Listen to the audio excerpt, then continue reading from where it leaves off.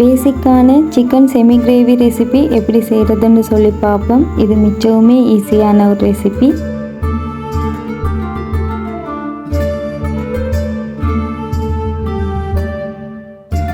நான் இன்றைக்கி மண் சட்டியில் தான் ஆக்க போகிறேன். மண் சட்டியில் ஆக்கிற சோறு கறி எல்லாமே மிச்சமே ருசியாக இருக்கும். நீங்களும் இதை எலுமாக இருந்தால் மண் சட்டிலே ட்ரை பண்ணி பாருங்கள். சட்டியில் எண்ணெய் சேர்த்துக்கோங்க. எண்ணெய் கொஞ்சம் சூடாவினப்புறம் அதில் 2 துண்டு பட்டை, 4 ஏலக்காய், 3 கிராம்பு சேர்த்துக்கோங்க.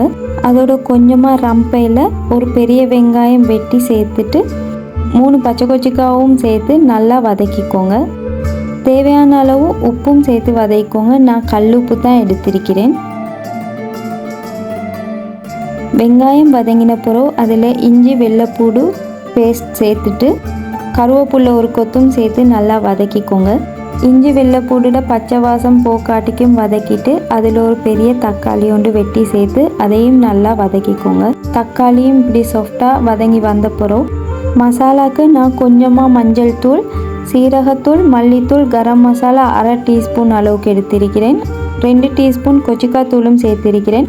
இந்த மசாலா தூள் எல்லாம் கொஞ்சமாக தண்ணி சேர்த்து நல்லா மிக்ஸ் பண்ணிவிட்டு அதை கறியில் ஊற்றிக்கோங்க.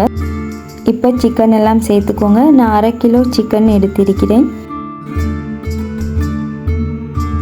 கோழி வேவுறதுக்கு தேவையான அளவு தண்ணி ஊற்றிட்டு மூடி நல்லா வேக வச்சுக்கோங்க.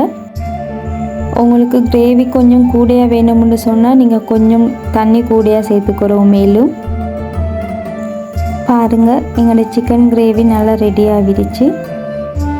இது சிக்கன் கறியிலே மிச்சமே பேசிக்கான ரெசிபி. என்னோடய வீடியோஸ் எல்லாம் உங்களுக்கு பிடிச்சிருந்தா சப்ஸ்கிரைப் பண்ணி சப்போர்ட் பண்ணுங்கள். கட்டாயம் எல்லோரும் இந்த ரெசிபியை மண் சட்டியில் ட்ரை பண்ணி பாருங்கள். இன்னொரு வீடியோவில் உங்களை சந்திக்கிறேன். Until then, bye bye from Miya's Kitchen.